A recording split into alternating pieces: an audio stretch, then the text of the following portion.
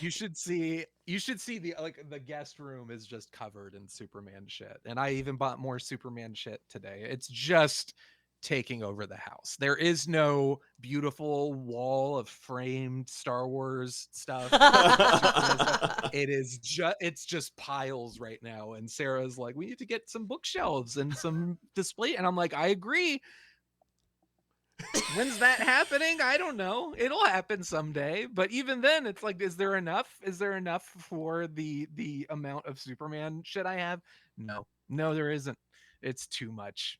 And it never will be. In love with movies, in love, in love, Dani and Nic. in love with movies. Da da da. Hello, movie lovers. I'm Dani. And I'm Nic. And this is In Love with Movies. That's right, it is. And what do we do here, Dani? We talk about movies and what else, Nic? Love. That was very authentic. Welcome, movie lovers.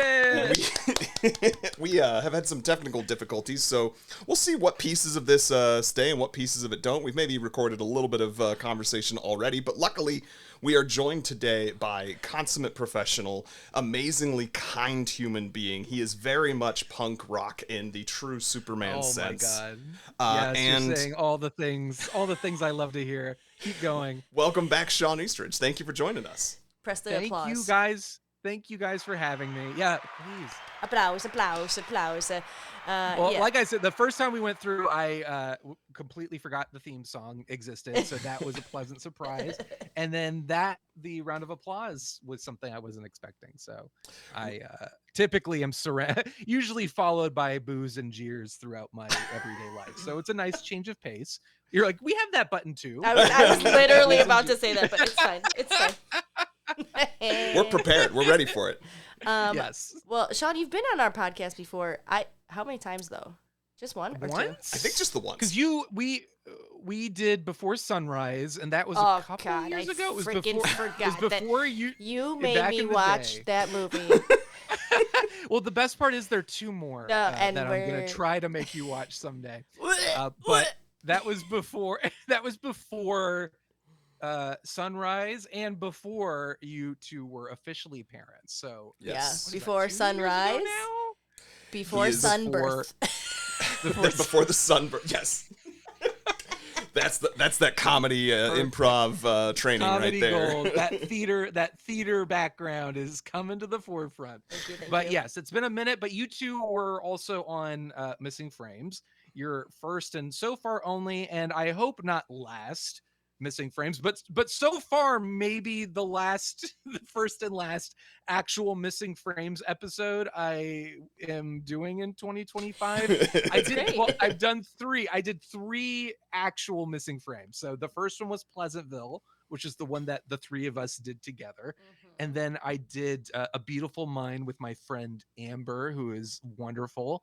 I think I watched Complete Unknown with Spencer Tweedy, which was a blast, which wasn't really Missing Frames, but it wasn't Superman, which is what my podcast has turned into. It's just a Superman celebration because I knew I needed to celebrate this new movie, James Gunn's film, and I wanted to do something for it because I'm such a massive Superman fan. And I was like, well, I have a podcast. Let me just start interviewing Superman people. And then the whole podcast just switched from film to Superman, and I'm not apologizing for it. There are very few subjects I would do this for, and Superman is one of them. So it just so happened to work out that way. And Well, one of your avid listeners, I am not asking for an apology. I have very much enjoyed the content. I'm not this year. yeah, I'm not apologizing, and I'm very glad to hear it. It's been absolutely wonderful. I've talked with so many of like my favorite people who have written like the best Superman stories. So it's been great. And to talk with them about this character and to celebrate the character and to get real pumped for the movie, and then to have the movie come out and now like talking to more people, like it's just great. It's great. And it's been a ball. I've been having a ball. It's been a ball. It's been a ball. It's been a ball or two. I love that. So Shawn, we are not going to talk about Superman for our movie part. We're going to talk about Footloose, but you don't have to go into your love story yet. We're going to get to that. Okay. People are waiting for that.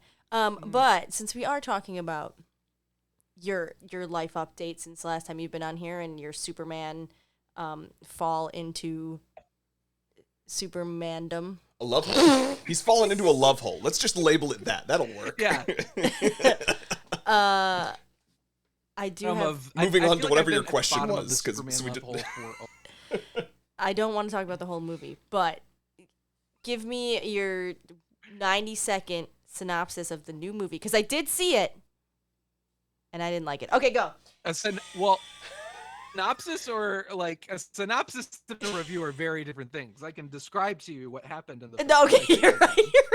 But I used the wrong word. It's an important distinction. Tell me what you like about it and you don't like about it. I knew what you meant, but I wasn't about to let it slide Thank as a you. professional. Thank you. As a professional. podcasting film Superman person. I couldn't let it slide. Well, I loved the movie.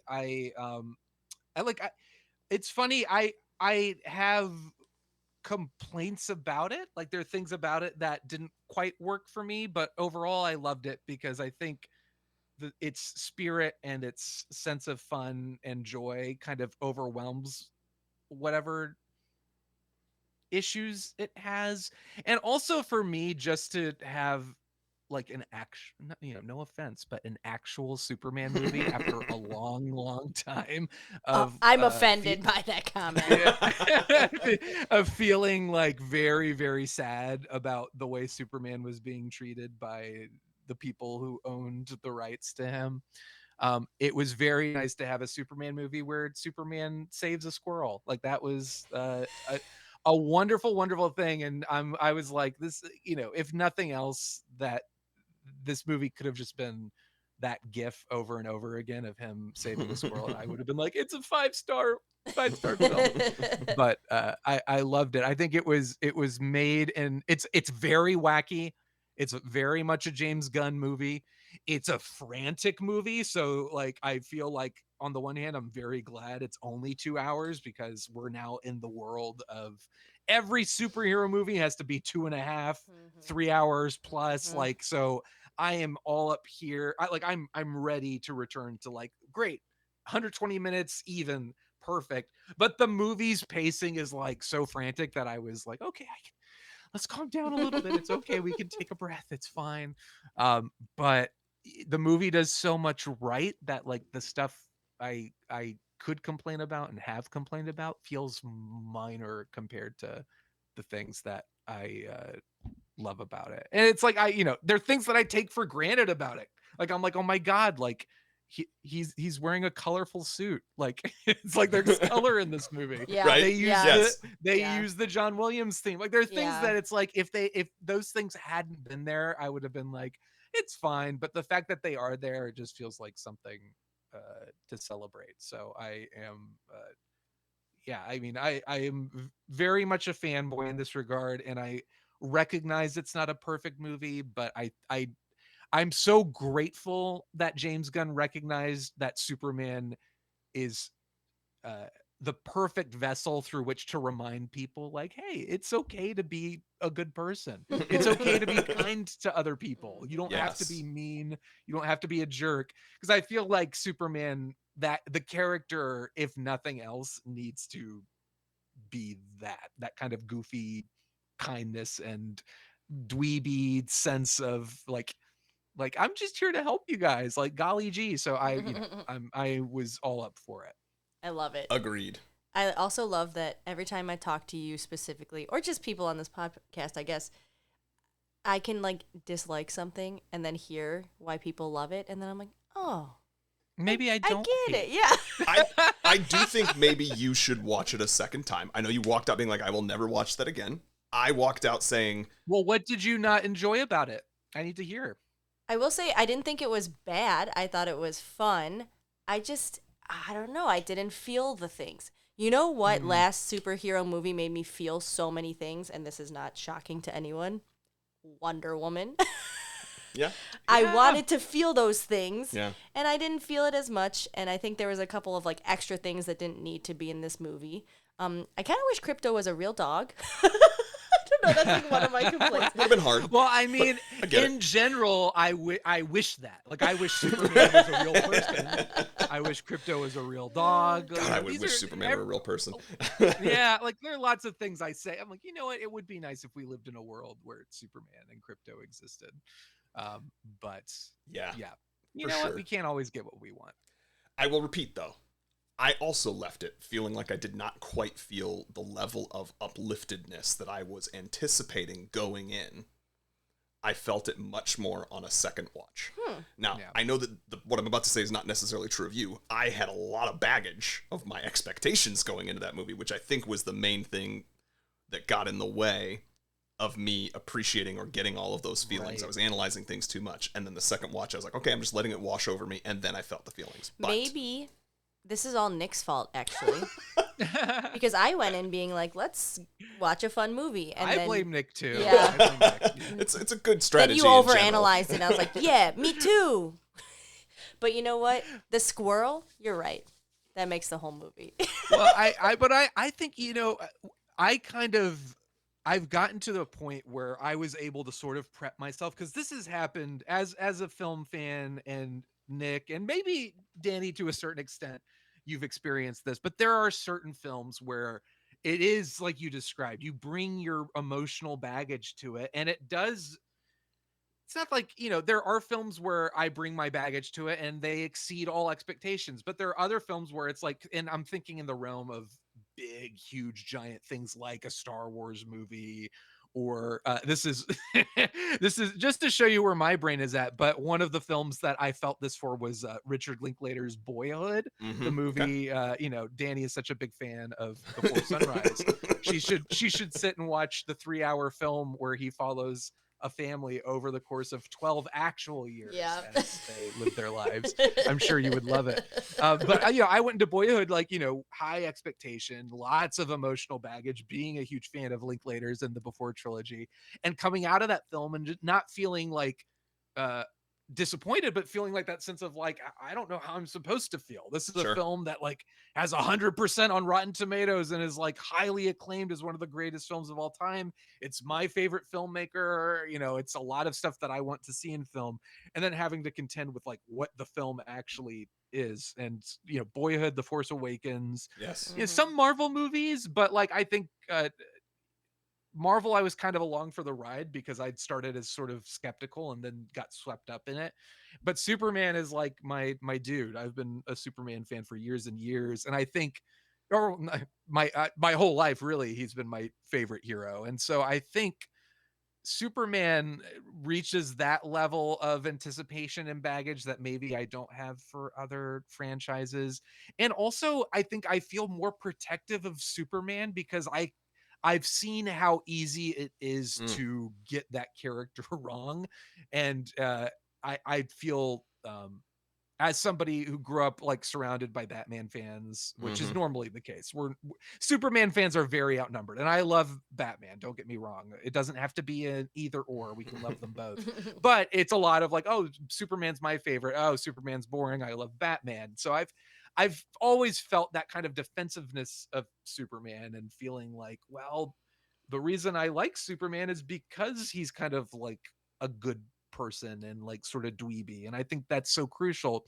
So when you start to flee from that, and kind of like what we saw Zack Snyder do, I feel like you lose something when you start to suggest that there's something to be embarrassed about. I'm like, no, it's not. That's not something to be embarrassed about. You need to embrace that is the character. This amazing superpowered like And incredible being is a dweeby sweet yes guy. Like that's the point. So I think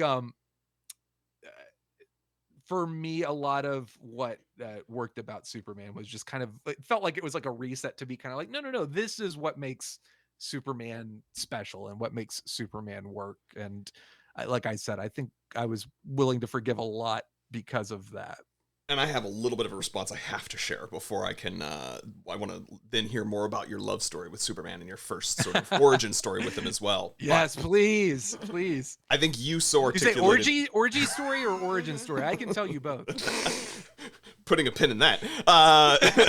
So, no, yeah, you articulate something, and you've said this a couple of times on your podcast or something. But I think that you're right. A lot of people miss the point. They think about Superman and they think about the powers, right? And they don't think about the character, the characterization, the dweebiness, the aw shucks, the gonna save a squirrel and gonna stop to save the squirrel, even though everything else is going on. And I think that one of the things that is interesting to me about that is, like, if the powers were actually the interesting thing, and there are some stories out there that are this, but like, then our seminal, most important, amazing, interesting stories about Superman would be about him, like, without his powers. Something happens and somebody's done an alternate reality or an Elseworlds where, you know, it's just Clark Kent, and he was never Superman or didn't have superpowers. Instead, most of the most, like, popular, seminal, critical articles, or not articles, stories that go away from the normal Superman mythos are the ones that change his upbringing. They tweak it just a little bit, right? It's the red sun, it's the Kingdom Come, right? Where there's something that happens that sort of breaks or causes that spirit never to exist in the first place. That spirit of kindness, that spirit of, aw shucks. And I think that screams volumes of, like, what the character is actually about. The powers are the vehicle, but the real story behind it is all about all of that stuff in who he is. And I think that was the, like, a lot of the, like, well, Superman is lame, and the most mainstream big screen version of Superman before this was the Richard Donner film, which, I think is a masterpiece, but it's almost 50 years old. And I think a lot of people watch that movie and think, like, oh, Superman is just kind of dull. And I'm like, I kind of, like, I understand the complaint there.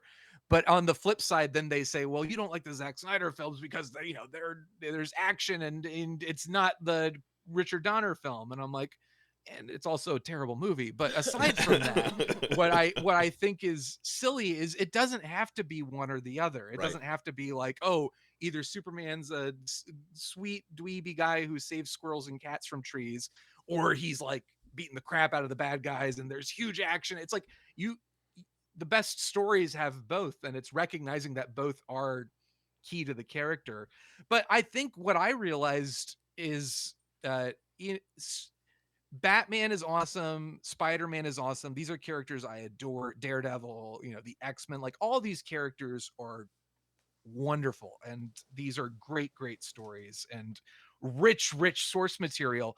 But Superman's whole thing is that he saves people. Not that these other heroes don't, but it's like, when I think of Spider-Man, I'm like, yeah, he saves people, but it's like, oh, he's fighting Doc Ock and he's cool and he's kind of struggling. Peter Parker's struggling.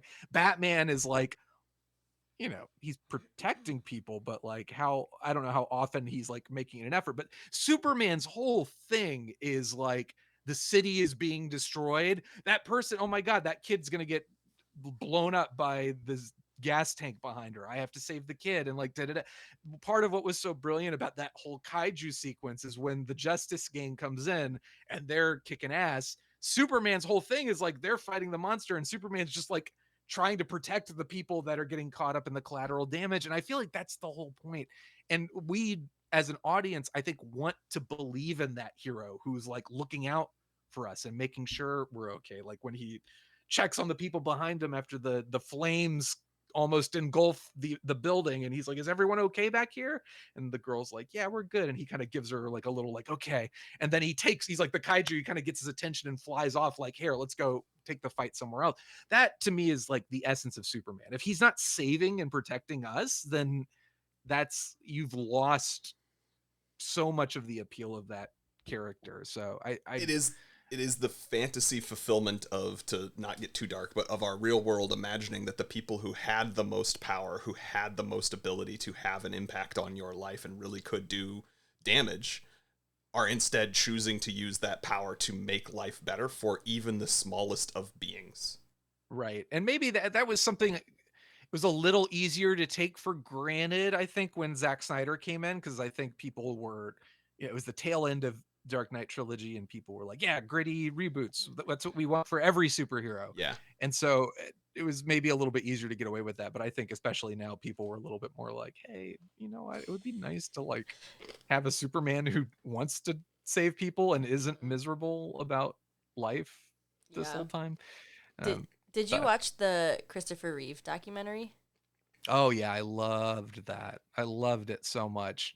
um and you know, I've like, you know, I've grown up loving him as a human being. I have such distinctive memories of not only growing up with those films, I have very distinctive memories of like the day he died and being a senior in high school. And the girl I was dating at the time, I think she was the one who told me, and she was like, "Do you want to watch Superman tonight, maybe?" And I was like, "Yeah, I think so." But just like, you know, it was seeing that film and just kind of, I loved how transparent it was, and that, you know, with his family's blessing and full involvement, they kind of, it's not like a warts and all. It's not like there's a lot of darkness to expose or like the true Hollywood story.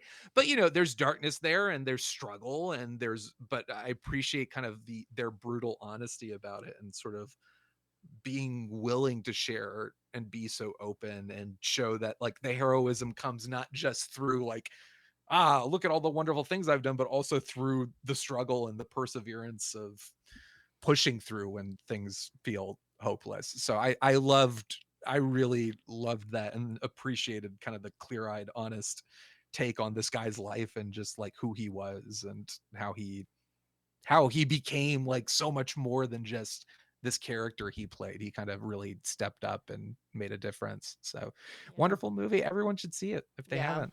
We were sobbing at the end. Oh yeah. Oh my God, I know. Such a wonderful. Yeah, I Yeah. finally got my wife had been dreading, Sarah had been dreading watching it. I finally Same. got her I to didn't want to it. watch it. We are all Yeah. family and we all Yeah. value. Yeah. Yes. So Yeah. it was great. Yeah.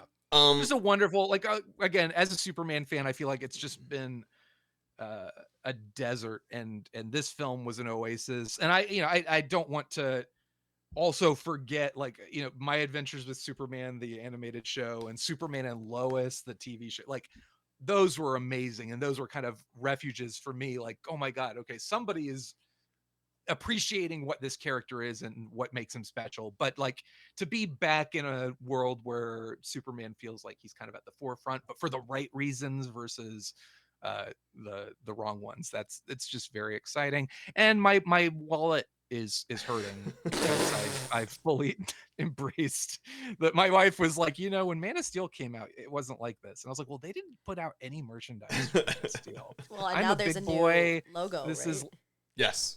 There's the new What's that? The new pattern of his logo. There's Oh a yeah, I slightly mean, well, changed there's S. that, but it's like they didn't have any action figures. Maybe they were just like, yeah, we're going the route of like, this is an adult movie, and I'm like, you know, it's super. I think you're approaching it the wrong way. Like Batman, sure, like Batman can be darker. You can go darker with that, but Superman, like a kid needs to be able to see a Superman movie. Like Superman is for kids ultimately. The scene, you know, again, the scene where like after fighting the monster, all the kids run up to him and he's hugging them. Like, is Mm-hmm. everyone okay? Like, that's Superman. Like, he's kind of like Santa Claus in that way, where it's like, yeah, he's this magical, wonderful being. He wants to protect kids. He loves being their hero. So yeah, I will buy all the toys that are marketed towards children. I will buy those. Those are mine now. Can I recommend a book for you that I don't know if you have it. There's a book. There are a lot of books. I can also recommend some books for you. It's called Good Morning Superman. Do you have that one? No. Okay. I don't It's a even know if I've children's heard book. of that. It is a board it's book. It's for little ones, but your son would probably Okay. love it. Well, maybe I do have it. Maybe I do. It's so sweet, but it just shows like it's Superman comics, kind of like how he's going about his day. Oh, I've seen this. And then it's a little boy saying how he's going about this day, and his greatest fear is like Aw. his toothbrush. It's just very, He's got very a little sweet. dog. Oh my god. Yes. Okay, I'll add this to my. Yeah, and we've been reading. I mean, Rory's list. I'll go on my son's list. Right, Yeah. right. That's what I feel about the little people. We got RuPaul, little people. I was like, yeah, Hayden wanted this. But Hayden has been reading that book a lot and watching some of Superman. I won't let him watch all of great. Superman because there's some scary, dark scenes. And he's only There a are, year and a half. You know what I mean? Yeah. We actually, in fact, before this Superman, I did try watching 78 Superman. And the scene, we got to the scene where he's about to save for the helicopter falling, but just the helicopter falling and then the people on the ground and they are feeling in distress and they were crying. Too much. Yeah. And this was like 6 months ago or so. But yeah, like he just empathically was seeing all of that fright and scare and started like crying and getting really upset. And I want to say, because I have a distinctive memory of seeing Superman 2. That was my exposure to like, oh, like I knew what Superman was, but that was the first time I'd seen him. Like, oh, that's him. Like he's flying like that. Okay, my God, this is incredible. But I remember there was like some stressful stuff in those movies. Like, you know, they're not. It's not like they're like super violent or dark or anything. Like quite the opposite. But they get very intense and like there's a lot of intense stuff in those movies. So I get it. But I was like 5 or 6. I was okay watching those. So I'm curious. Rory's still like he can sing the entire Superman theme. He loves anything with like the opening credits of like the animated series. He gets very excited for. He does a whole interpretive dance. I love that. It's great. But he's just not like, after the music's gone, he's kind of like, okay, great. So he'll watch like literally the opening credits of Superman and be like, this is the best thing ever. And then the second the movie starts, he's like, I'm done. So someday we'll get to the point. We watched the first, the first 10 or 15 minutes of the new Superman film.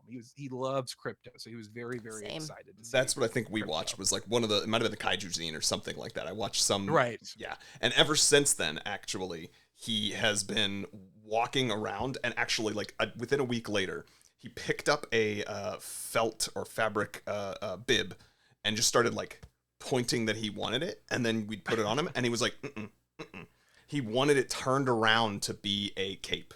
And he has therefore since then, like we've now been putting a blanket on him and other things, and he knows the word cape, and he's like, I want it. I want to put my cape on. Goes like this.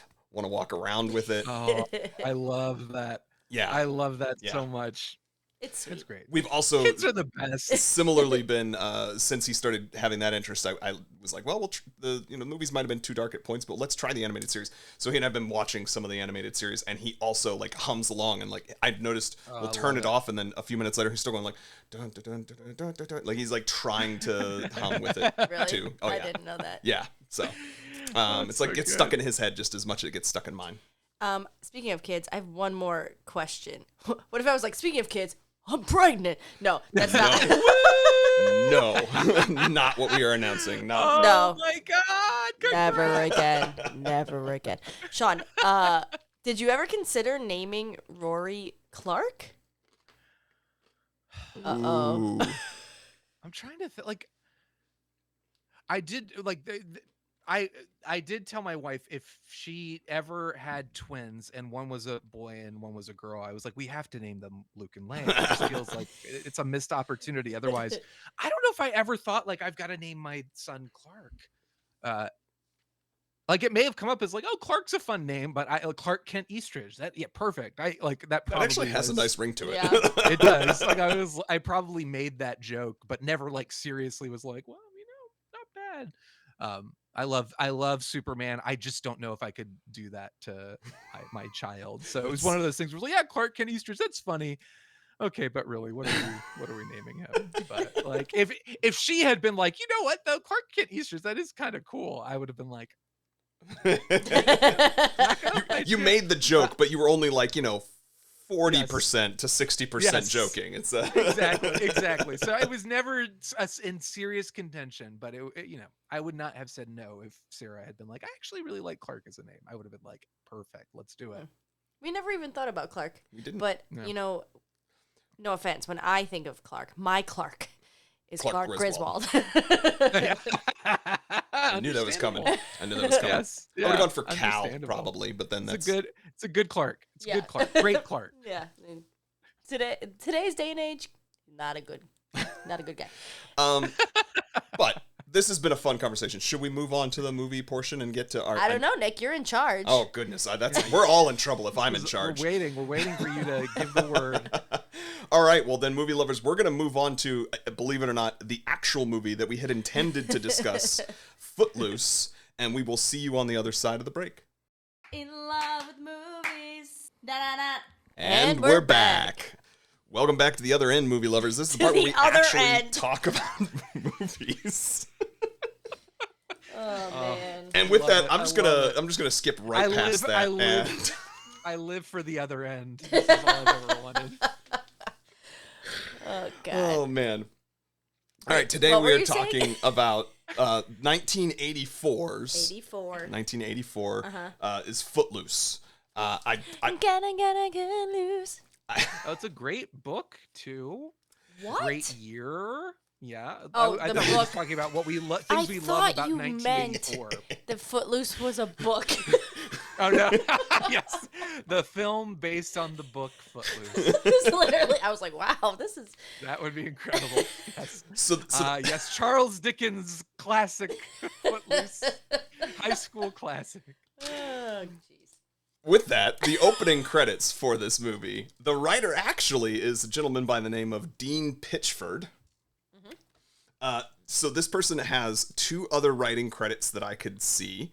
One was called, three. Sing, some 1989 movie. Oh, not Sing the animated. Not the animated. Not the With animated. Ed Sheeran. Correct, not that. No. Instead, and then Cinderella Frozen in Time from 1994. That classic gem that we all remember. Those are the two movie writing credits that he has outside of Footloose. He is, however, very prolific in the film industry on a lot of people's soundtracks. So I gather that he's actually more of a musician who wrote this one story that, hit a lot of notes for people and struck a chord, if you will. But did didn't he- do any of the music. Yeah, I was like, it's all 80s music. Which is also fascinating. Did he Yes. write this? Was it a Broadway musical first? No, I'm pretty... We can Google this to find out. Film. But I'm Yeah. pretty sure it was a film first. Oh, And then... I thought that I was like, I wonder what came first. yeah. Was it a musical or was it a film? It was a film. You Interesting. Google that while I am going through the remainder of our credits here. So it was directed by Herbert Ross, known for also Goodbye Girl and The Secret to My Success. That was an actual genuine classic from the 80s with Michael J. Fox. This movie is starring the illustrious Kevin Bacon from Too Many Things to List. He's literally less than 6 degrees divided from every single person in Hollywood. So, that's a whole It's thing. the truth. And even many people not in Hollywood. Exactly. I think, in fact, we did this once, and we, thanks to one person that we know working in Hollywood, are less than 6 degrees away from Kevin Bacon directly. Yeah, I love that. The And I film love- was I- released first. Sorry. Danielle confirms the film was released first. And then the Yes. musical adaptation was in 1998. So 14 Okay, years that makes later. sense. That makes sense. Yep. And then we've got John Lithgow, plays our pastor in this. Listeners might know him from Harry and the Hendersons, if you're of a certain age for me, or probably from... Oh, I thought Danielle would know this one, and that's why she was looking at me. Shrek. Ice he Age. plays Lord Farquaad in Shrek, and he was also in Oh. Dexter, which was really good. Let's see. Third Rock from the Sun. Yeah. that Oh, was- see, I didn't even think about that. JGL. I should have. Yes. Yes. Very good.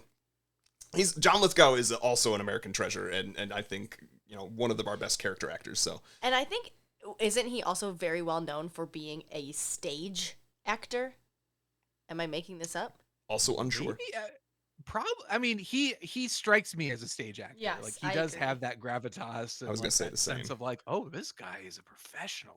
Because film actors, as we know, are amateur. and Absolute not jokes. They real never. professionals. Yeah, indeed. They've never. They're like they couldn't podcasters. Act They're- their ways out. They're like podcasters. They couldn't podcast their way out of a paper bag. They don't know what's going on. Diane Weist, I think is how she pronounces it. Could be Weist. I'm not sure. West?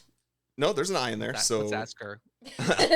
Bring her on. she's recently been on Only Murders in the Building. If people are watching that. Oh, But she's also, I think for us, probably more well known for The Birdcage, which was a film that we watched and really enjoyed. Let's see, we've got I hear Chris that's Penn. wonderful. Chris Penn was someone who I think died too young. They're also known for Reservoir Dogs and True Romance. Chris Penn was the country bumpkin friend that is... I'm getting ahead of myself, but that's a very interesting first reaction and interaction for those two Yeah. to then become such fast friends. And then also not to be forgotten, the lovely Sarah Jessica Parker, who is probably most well known for Sex and the City, but this would have been one of her earlier roles, I'm sure. No, she's best known for Hocus Pocus. Oh yes, of course, of course, yes, indeed. John Lithgow, okay, I don't know how I knew this.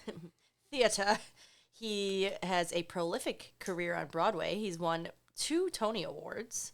And he's also worked with the prestigious Royal Shakespeare Company. All right. And the National Theatre in England. I believe every last bit of that. That is the truth. That's what Gemini told me. So. Yeah. Thank you, the Google AIs. Yes. So that's great. That's some opening credits. Now, in honor of Shawn's podcast that every listener who's hearing my voice right now should go find. It's called Missing Frames. And part of what he does there is he will have guests speak to him about what they think the movie is prior to them watching it. Now, we only had one recording time, so we're going to go ahead and just go with what Danielle previously thought the movie was going to be, even though she has now seen it. So, Danielle, what did you think the movie was going to be before you had seen it? Well, I don't know if you knew this. I saw Footloose on off-Broadway in the Oak Lawn Theater production. Ah, very Footloose. good. Okay. So I have seen it in community theater before. And were you in that production? No, my best friend was in it. Lizzie. And I don't remember a thing about it. Except for gotta cut loose. And at every wedding and now in my fitness classes, I make people do the Footloose dance. Where did I learn the Footloose dance? I don't know. Was it the dance that was also in the movie? No. But I knew the plot that was like, dancing is deadly. It's bad. There was a car accident. The end. Okay. So you remembered the car accident, though? Yeah, specifically there was like the bridge thing. I don't know. Okay. It was just, I know dancing was banned because it's causes violence. All right. So that has been fornication Time for Danny's Dingle. And I just now stomped right on Shawn again. Yep. Yeah, but you cut him off when he was saying fornication. Fornication and time for Danny's Dingle. I love it. Dingles could be used know. for fornication. Yep, you never know what's going to happen here on In Love with Movies. Great. So I don't have to do another dingle? Sure, yeah, that'll... I was going to have you do another one. Oh, but... okay, ready? Oh, okay. So what actually happened then? That was what you thought or could remember. Stop talking. Wait, what happened at the beginning again? Totally off the rails again. Church. Oh, I love it. There's a little whore in church, painting her nails red. Then, little whore almost kills herself. Semi-truck. What the hell? New man. Ren. He's from Chicago. Bitch, I'm from Chicago. He's like, I like dancing. And they say, no dancing. But the teenagers, they want to dance. You know what else they want to do? Fornicate. So then some other interpersonal issues happen. Book burning. Oh, tractors. There's tractors. Tractors are very important in this movie. And then they want to have a dance, so they have a dance. And glitter! The end. The end. That's good. That's good. That's good. That's good. All right. Well, with that, we'll go ahead and move into our love stories with this movie so we can get to Shawn's as quickly as possible. We originally picked this movie because I thought it was one Danielle must see. Like it's kind of a known movie. I thought it was in the sort of lexicon or the canon of all, movies that are important to pop culture. So that's why we did it. I had remembered seeing it at some point, similarly feeling like I had to watch it. I don't know if it was in high school or college, but it would have been around that age was the first time I watched it. And then I've seen it maybe once or twice since, and then we watched it the other night. Danielle's love story is you knew a friend in it and had never seen it But before. I knew it was Kevin Bacon, and I know a dance. And I know all the words to the song. And you do the music, yeah. The music, everyone knows the soundtrack. Yes. It is such a good soundtrack. It is. But speaking of the musical and a community production, Shawn, what is your love story with this movie? I have a lot of affection for Footloose. Not necessarily the movie, but like the entity the spirit of Footloose. When so the first time and the only time I'd seen it before this viewing for this episode that we are here recording right now was when I was a junior in high school. So that was good old 2003, the year of our Lord and Savior Kevin Bacon. It was more than 20 years ago, which is a horrifying thing to realize. And we decided we were doing it for our summer musical. That was our big finale, the final play. I was in theater. I loved it. That was really my introduction. And it was like, all right, well, great. Let's watch the movie. And I watched the movie and I was like, I don't know how I feel about this. Like, this isn't really dancing. Like, it's not even really a musical. And also, like, can we please find a way to get a tractor chicken competition on stage? The director / my drama teacher told me that was not in the budget, so I was very disappointed by that. But the musical itself, we were just doing the Broadway musical that you referenced, the 1998 version, which is why I was like, oh, that makes sense, because this is just a few years after that. It makes sense that it would be the hot and happening thing to do for a high school play. But I have so much fondness for Footloose. I think to this day, as if I'm continually doing musicals to this day. But I didn't do much theater after high school. I kind of delved more into film and filmmaking. But Footloose was probably my favorite production that I did, and I think a lot of my classmates and friends who were involved in that production felt the same way. It was just like such a joy to do that. And then also on top of that, this is a time in my life where I was filming everything. And I just happened to decide, like, well, I'm going to film auditions for, like, literally the auditions for this play. And it was a weird thing to do because nobody was comfortable with this weird nerdy kid running around with a video camera. There's a lot of footage of very sweet young ladies coming up to me and asking me what I'm doing, why I'm filming, what the plan was for this footage. And would you please stop? Yeah, should we call the police? Like, what is happening? And to her credit, my drama teacher, she I think recognized my interest in film and filmmaking, and she was like, no, Shawn, he is our official documentarian. He's going to make a documentary about this. And I was like, oh, okay, that sounds good. Sure, I'll do that. And she kind of took me aside and she's like, but you are going to make a documentary. It's happy. Like, I'm not just trying to get you out of hot water. Like, you're doing this. And ultimately, I've got like maybe 13, 14 hours of footage that I pared down to 20 minutes for an actual documentary about the making of the production from beginning to end. That we had a TV that we set up outside of the theater. Was it on a cart? It was on a cart. It was on a cart. I had to plug my camera directly into it. I just had the mini DV camera plugged into it. And I had edited this thing. I skipped a day of school to edit this in time. My teacher told, like, I came into school having skipped a full day, and she was like, I talked to the principal and told him I'd given you permission because you were editing this documentary. I was like, oh, thanks.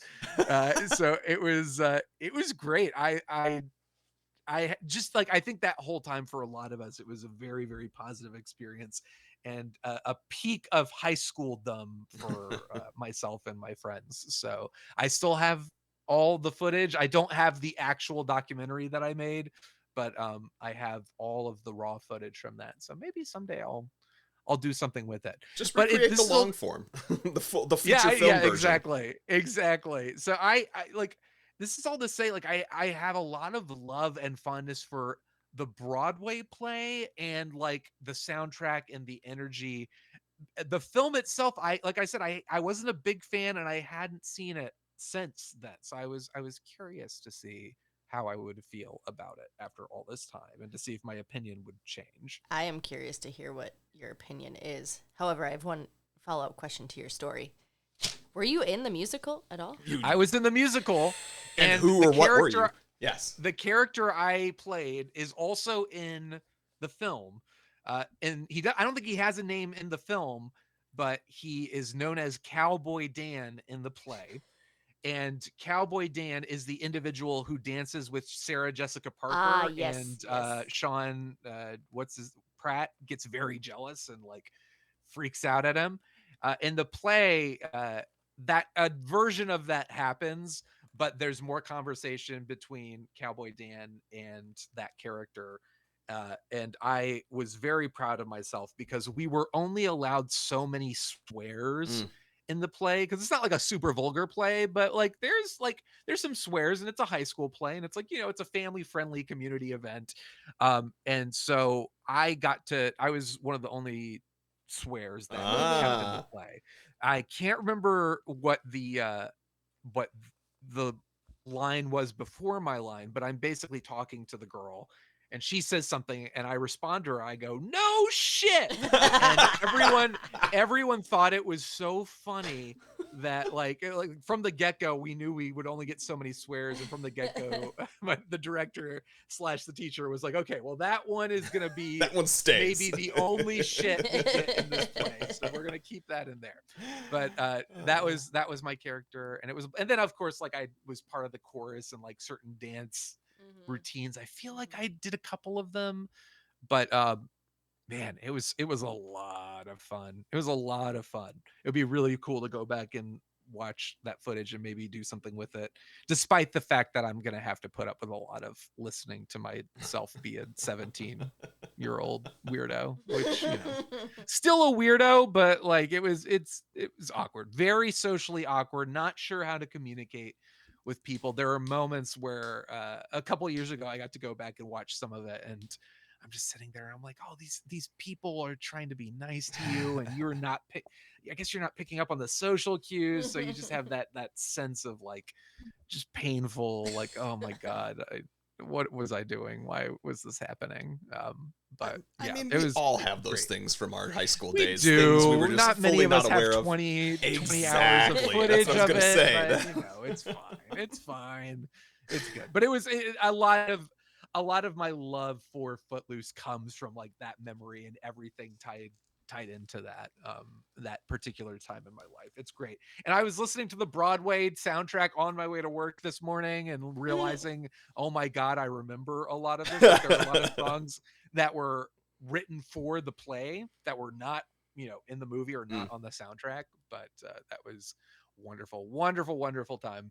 Oh, that's sweet. Well, then, with all of that, knowing that you've got a lot of nostalgia attached to the idea of Footloose, but maybe didn't love the movie, what did you think of it this time? It's terrible. No.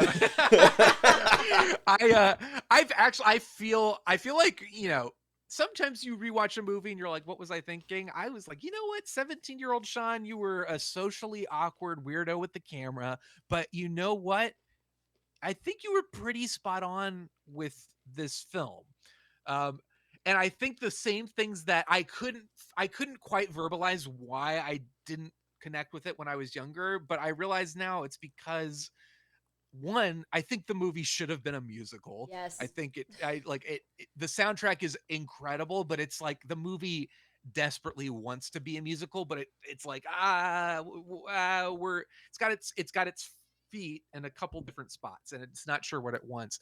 And then the other thing is, it's like the film takes itself so seriously, and I'm like, this movie wants to be more fun. Like this movie, and what's weird is like, and I knew this, being in the play, the Broadway production kind of embraces, first of all, it is a musical, obviously, but it also is like embracing kind of the fun of the idea in a way that the movie doesn't. Yeah. The play ended up kind of realizing the concept more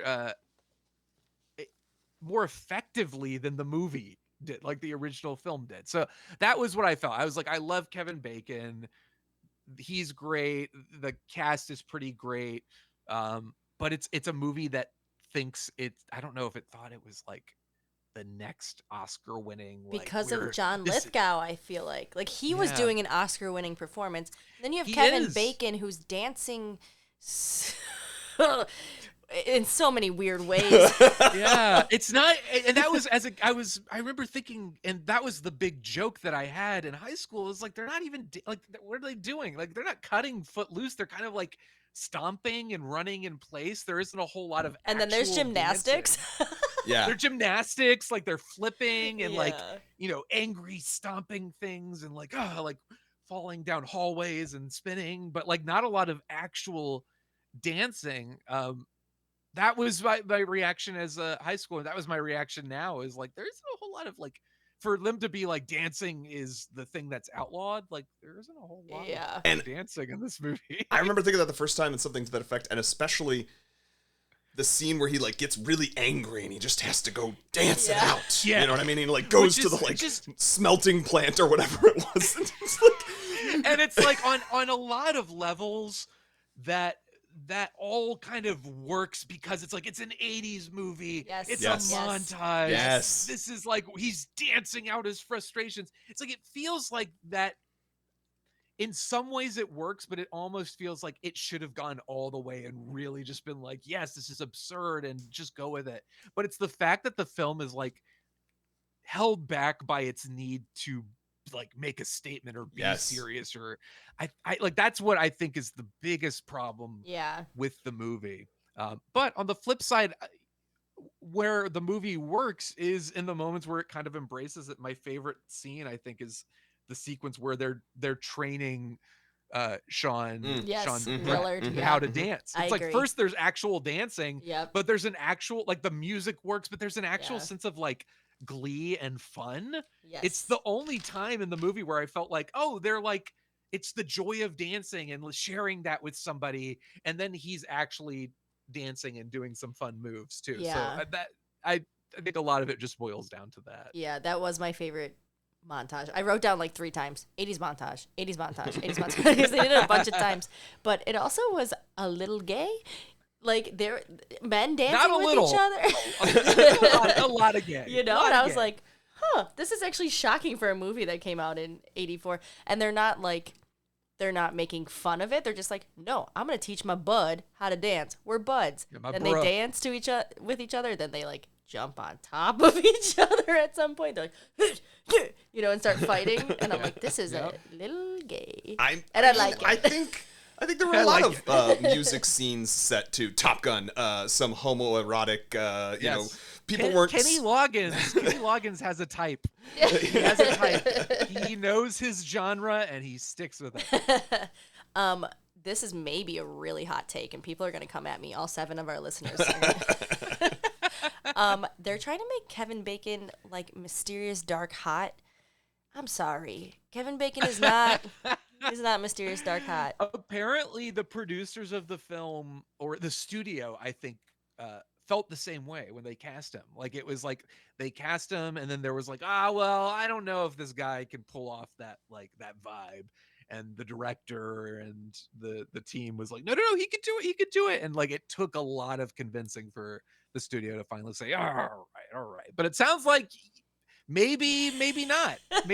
Maybe there was something to what they were saying. I think he does a, more importantly than maybe like the dark, mysterious, like, I think he's got the leading man charisma. Yes. Yeah, I agree with To that. carry the movie. Like, Mhm. so I can give him a pass if it's kind of like, no, you're too adorable to be like this badass teen. And I think that there's a scene that shows he wants to put that on, but he's not actually that.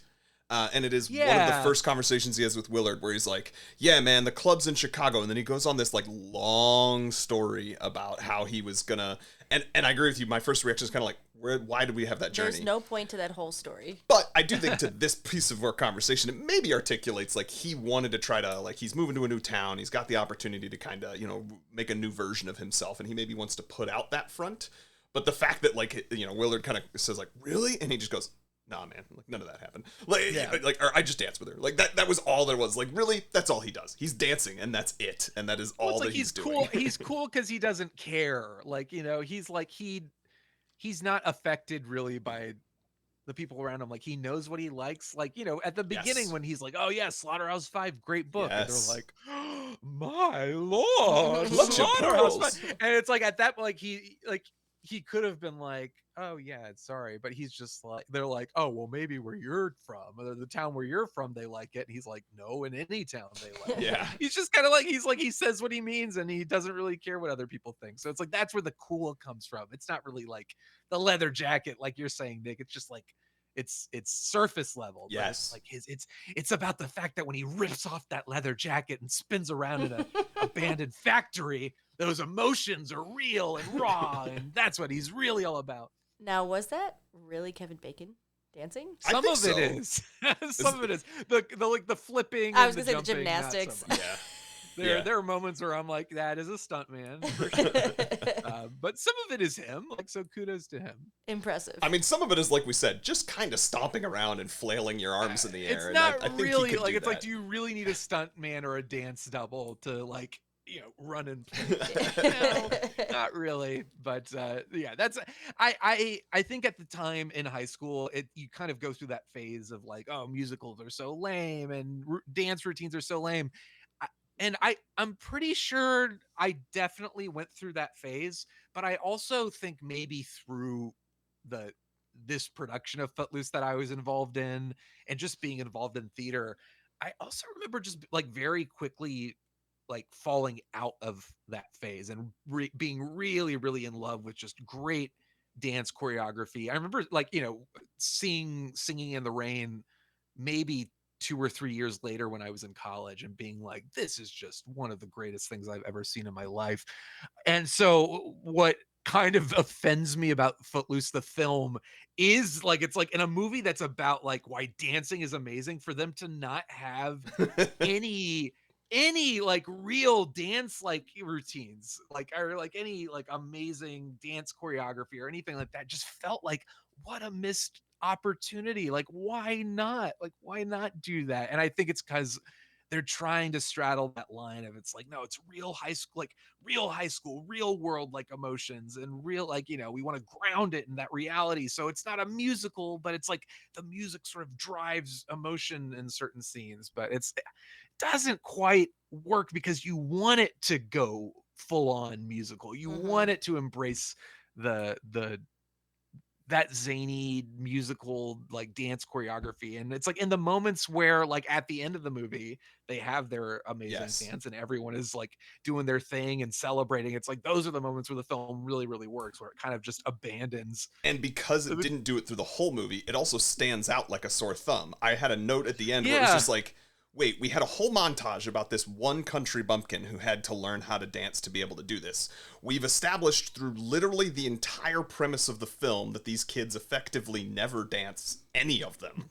And yet, with having shown no footage of it, they all know this choreographed dance that they are then able to do together on the spot without a problem. Like, it's like... It's a very weird...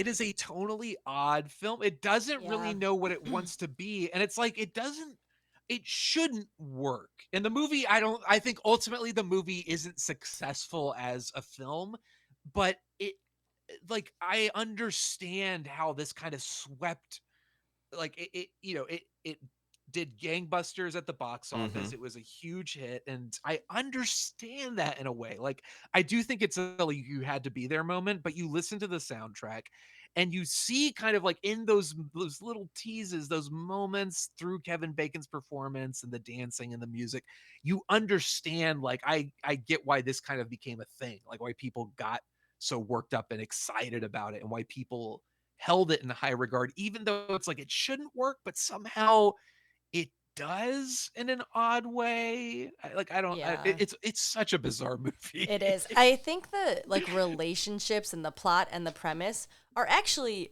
really good and deep. Like, it's not just like surface level characters, right? Like, at first I saw the daughter and I was like, screw that B. Like, she's awful. She's awful. She's not necessarily a good human, yeah. But then it's like it unfolds that like obviously she just wants daddy's approval, and daddy's sad because his oldest son died, and like it's unraveling the relationships, and then the wife is just there to stand by his side, and she's sick of standing by his side, and like I think that part kind of works, but it doesn't fit with what you're saying, Shawn, is like, but Footloose is supposed to be about we can't dance, but we want to dance.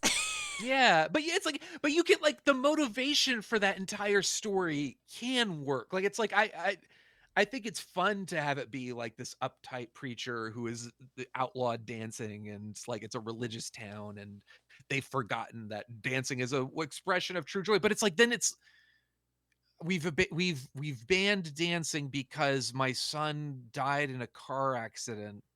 He was drinking and listening to rock and it's just like Yeah. I think it gives a you lot can of connect great. it up, but it's like the grim faced nature of it with them like trying to have these very serious conversations. It's like you can have serious conversations about it. It's kind of like what we're talking about with Superman. Like you can have the fun, exciting action with the goofiness. Like those two can go together and should go together. And that's what Footloose is. Footloose is Superman as interpreted by Zack Snyder, where it's like there's no joy to be found here. It's angry and Yeah, there's an grim. And I'm abusive. like, bring Kevin Bacon needs to save a squirrel in this Yeah. movie. Bring the cat saving. He did save a and squirrel. the goofiness. His squirrel's name is Willard, you guys. Well, It's true. I also think the darkness of she gets the crap beat out of her by a dude. Like it's Yeah. just And it's almost glazed over. Like you're Yeah. expecting there to be some sort of comeuppance. her parents don't say anything about her getting moment, beat you know, up. Yeah. And then at the Where end, did you get that black eye? Seriously. Bloody- like it's a brutal, like it's an extended brutal scene. Yeah. Where like to be fair, she's dishing it out too. And Yeah. it's like but it's like he literally like is smacking the crap out of her. And I like you're like sitting there like, what the hell is this movie? Yeah. Like, it's like quote unquote this man is beating a woman And to- it like, makes you, beating like, a woman bloody. hate his character more than you necessarily need to. Yeah. he could be, you could Is it be in a- jealous, or he could be jealous it's and like- you could have hated him. Yeah. Well, it's like, is it a commentary on abusive relationships? Like, what are we doing? Like, Yeah. I get it's like, I don't know. Well, and that's like it's all over the place with tone. Like there's things about this movie that every time I've watched it, I forget pieces because I think of it as being like it's a movie about dance, and then I watch it and I'm like, okay, the music's very good, but is this dancing? In fact, I think the first time I watched this, I am not a musical theater person. I do not have any dance training. I do not consider myself a good dancer. I barely have anything that resembles rhythm. But It's true. It's very true. the first time I watched this movie, I can remember thinking to myself like, oh, I guess that was dancing in the 1980s. Right? Like, I guess maybe that I was am a good good dancing. dancer. But Yeah. like no, it's not. And I think there's kernels of good ideas here, but like that whole there's the abusive. Are we having a commentary on that? And there's the son. I think you get someone like John Lithgow. You could have had the movie be primarily about that and kind of let the dancing and the Kevin Bacon step back and have it be this thing about a father and a family processing a very real trauma and how that's radiating out to this entire community. And Ren is looking for a father figure. It's just like it seems like it should work, and maybe that's like a weird like incestuous thing to have. It's like, oh, my surrogate father is also like, oh, I want to bang his daughter. Like maybe that's weird, but it's like there's stuff you could play with there that Yes. it feels like there are a lot of like almost like the setup does not get paid off in a way. Like like the general concept does. Like, oh, like dancing is outlawed, and then halfway through the movie, we're gonna throw a dance, and then they do throw the dance. They defeat, but it's like because they're trying to throw so many different things and see what sticks, they never refined it, they never cleaned it up. They just kind of kept everything in there. And so the movie feels sort of it's distracted, it's unfocused, it's not fully effective at the things it's trying to do. And then you kind of have this like very like it's a strong performance. Like John Lithgow's performance is good. Yeah. But it's misdirected because you can tell I think the director did want like it's like yeah it's a grounded serious film but with music and dancing in it, and it just like it doesn't mesh with all of the ideas they're trying to address in it. Yeah. And I think like also the plot is anticlimactic because they're like, you can't dance, we're gonna have a dance. No, we're not gonna make it unillegal, but then we do it anyways. And then it just ends. Yeah. Like Yeah. the dance should be in the like- middle where it gets stopped by the police, or like Or at least should be like a climax to it, as there was opposed no to the. fight for it. And I don't know that there was a climax in a traditional sort of storytelling sense. Right. Like, because you think that climax is going to maybe be the scene in the city hall, and like, or and he's going to make the case and it's going to convince everyone, and it kind of does that, but then it's like, nope, we voted it down. We just smash cut. By the we voted way, it down. in the play, in the musical, is a rap sequence where Ren raps at the council with his buddies, and boy, oh boy, I adored every second of that performance, that song, and every time I watch that scene, I'm like, "There's no rapping, zero stars. This is not what I paid." That would have been way better as a rap. Yeah, I want to find maybe like there's a Broadway Filmed recorded production version or something. Yeah, Yeah. I'd love to go watch. Yeah, there is. It's, you know what? I found out it is streaming, so you can listen to the Broadway recording. Although I feel like I've never been one to like enjoy just hearing a Broadway production without the seeing context. Yeah, exactly. So it's like you can listen to it and it's fun, but like definitely skip ahead to that rap song. I don't know what it's called, but it's fantastic. It's a great moment in the play, but it also just speaks to like it's a ridiculous song, like just to have Ren rapping about why dancing should be allowed, and it's like, why is this not in the movie? Like, it's just like that. It's fun, it's silly, these goofy white boys. I'm trying to find where. I wish I could tell you what it's called, but I can't. While you're figuring that out, I will say, like, that's just one of the kind of climaxes, but again, it's deflated. And then we kind of follow that up with like maybe the pastor's learning his lesson a little bit, and inexplicably, then he like goes maybe they burn books, and all of a sudden he's like, "You can't burn books." Yes. And they're like, "Well, we want to," and he's like, "No," but it's like, where did this emotion? Like, where did we see nothing about turn? like where his turn happened or why that's a line? We've done nothing much to support the idea that. There was maybe a line earlier where somebody said, "We thought we should have kicked out that teacher and you didn't support us on that." And it's like, but he doesn't say like books matter or history matters. Right. Or, he doesn't like have a love of literature that is articulated. And so then there's that. I'm deeply offended and distracted because I'm concerned that this song I'm discussing is not on the Broadway production. So you just made it up. It actually doesn't exist. I was going to say, so you're just imagining now people it's a are fever like, dream he now. literally just invented this sequence where a bunch of white men rap at a council about dancing not being a crime. Yeah, it was dancing is not a crime. Yeah. Like it was a whole thing. So good. Maybe you sure just need to release it. It's in my documentary. I'm sure it's somewhere in the documentary. You have it. I can find it, and I will prove to the world. They're trying to scrub this from the internet, and they I am are the last person who has proof that this exists. This is the one thing I do. My one legacy that I leave behind. You will not allow the Mandela effect to occur on this particular white boy rap. But then we've got then there's the fight that happens also. Like you would think that that's maybe the climax, but even that's not really the case. And that fight was bad. Like unbelievable, like not real, and there's no consequences. I thought the pastor was gonna, because the pastor and the pastor's wife are creepily watching from the field and then just kissing. They didn't stop it. Like, it's a weird. It's like, again, the screenwriter or the filmmaker was like, "Oh, we never wrapped up like the confrontation between the bully and Kevin Bacon," and they're like, "Oh, let's just throw a fight scene in." It's like the whole script feels kind of haphazard in that way, where they were just kind of like, "Oh yeah, we probably should have that scene, so let's just have them fight, and then like, great, we beat them up, let's go dance." Like, it's okay. Almost as if the writer was maybe not the type of storyteller that was going to have a prolonged career writing stories. Well, I just am also like they are a music lover, a musician. Like, what? So why didn't they lean into that more? Right. Why not make the movie completely musical? Like, why like insist on it? And all I can think is maybe 1984 musicals were not, I think to this day people are still like, oh, musicals are they don't sell. And then you Yeah. see something like The Greatest Showman or something just came out, didn't it? I feel like there was another big musical that just recently came out that everyone's gushing about, but it's Wicked? you know, Wicked.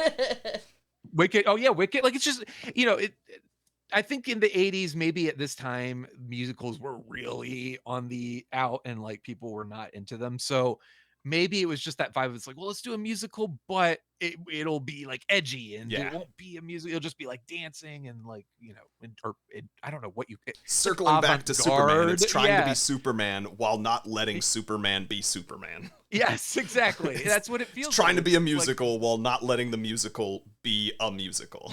Yes. Hey, remember And that with one? Oh, sorry. No, I was just gonna say with music this good, like it's a crime. It's a crime. Yeah. That one time when at the end of the movie they're all just riding dirt bikes. Do you remember that? Well, that's what I'm saying. Like, you know, the song, you know, heaven helps the man who, and they're just Yes. like, and I was like, this is so upsetting to me. Yeah. Because this should be, and again, I mean, maybe it's my bias because of the musical. It's a whole like big dance, like it's like a climactic dance moment in the play. I almost want to say it's like the song that comes right before the intermission, so it's very fired up. But it's like that song is amazing, and all you can do is have them riding motorcycles Yeah. while that Yeah. song blasts. It's like I watched that and I'm like, this is such a missed opportunity. Why? It just makes me sad. Makes me Yeah. very, very sad. I'm with you. Not to rush us. However, the child is awake and screaming. Oh, good. So if you Good. keep looking at or seeing me look this way, it's freaking It's Hayden. okay. We can wrap things Oh, up he's if like we need to. running. He's Okay. running. We so excellent. All right. Well, then we can land this bird. Was there anything of particular note that either of you felt you had to mention that we have not yet mentioned? Just like burning must be said. That one guy who's the friend who's like not Willard but the other friend, man, he's hot. Hottie. We couldn't let It's that the go one without who being the said. one who saves Ren from getting beat up in the phone booth, yes, where he's just yeah. like, "Hey, I got you, bro." It's like, "Hey, you like that Just guy?" pins And I both was of those like, dudes. "Where?" Yeah. I don't know if I missed something, but I was like, "Who is this guy? Are they friends?" You said Like, that too. what- You're like, where wait, does- is that the boyfriend? Or Yeah, like yeah. yeah. Who is that? Who is that? It's great, good. I'm glad he's there, but who is he? I had the same reaction. How about you, Sean? You got anything? I think, you know, the soundtrack is fantastic. It feels like a crucial 80s movie, but it's almost, I almost feel like people should just listen to the soundtrack. Like, I don't think you're I think if you're you onto something. maybe just watch those sequences we discussed, the Let's Hear It for the Boy and then the Footloose sequence at the end. You're getting a better version of the movie than what's actually in the movie. But it's a fascinating film with great performances, and tonally confused. fascinating. Yeah. All I right. looked at Nick at the end and I said, that's it? Like, because I know this is supposed to be an iconic movie, and then I'm like, okay. There were so many Yeah. things throughout the movie that you said that I was like, I remember specifically feeling exactly that emotion at exactly the time. The first Right. dance scene Well- we've talked about, you just turned to me and you're like, this is ridiculous. I remember thinking the same thing.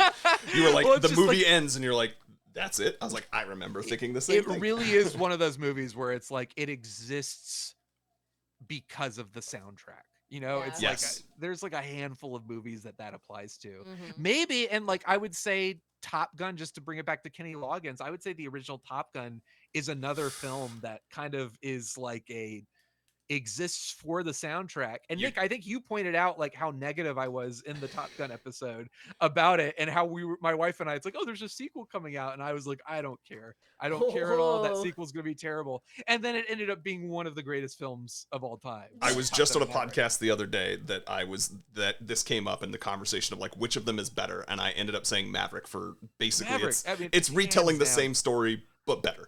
Everything So better. this is, I think we need a Footloose sequel, Yes. legacy sequel Here we go. with Kevin Bacon. Mhm. But like, to me, like Top Gun Maverick kind of fulfilled a lot of the things that the original Top Gun didn't give me, that for some reason I felt like people love it for reasons that aren't evident in the actual film. Yes. Footloose is the same thing. So let's make the legacy sequel, not a remake like that dumb remake they made in 2011. Yes, Like yes. an actual sequel with Kevin Bacon where you are 100% committed to the ridiculousness of the concept.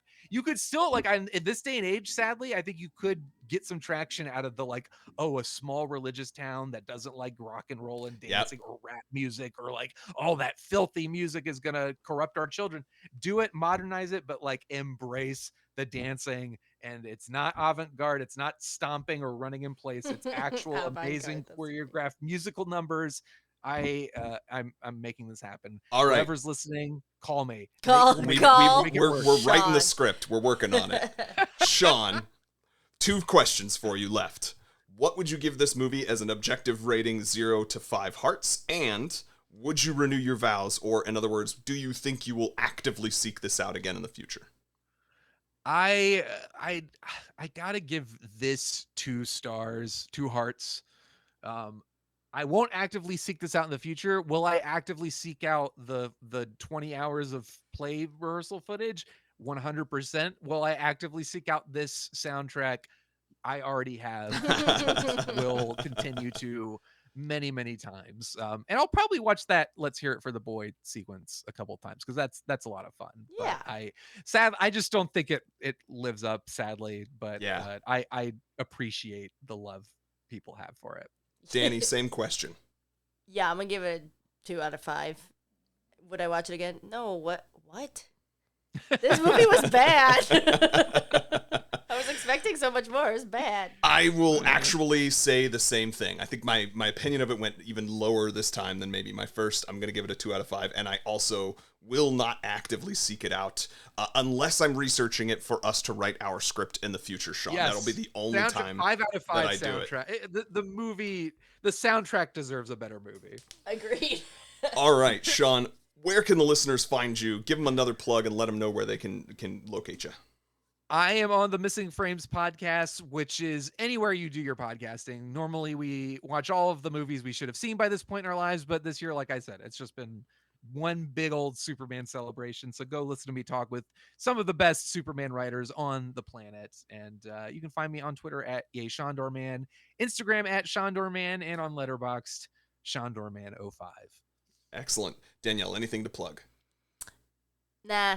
Okay. You can find our podcast. You've already found the actual podcast recording if you're watching this, but you can find us on the social medias at In Love with Movies. That's at the letter N, Love with Movies, all spelled out. You can find me on Instagram and Blue Sky at Nic Loves Movies. That's NICLUV Love, Nic Loves Movies. Thanks again, Shawn. We really did enjoy having you. I love Thank you, you, Nick. lovely. I love you, Dani. Oh, we love you, Hot We love Shoes you, McGee. Oh, wow. Hot Shoes McGee, yes. We love you, Hot Shoes McGee. Thank you. Wow. Bye-bye. Bye-bye. In love with movies. Da-da-da. In these shoes before, I understand the pain of I had to do a podcast once where something happened technically, and I'm knocking on wood, this won't happen to us. It definitely Right. won't. But I think we had to re-record like a good 30 minutes of it. We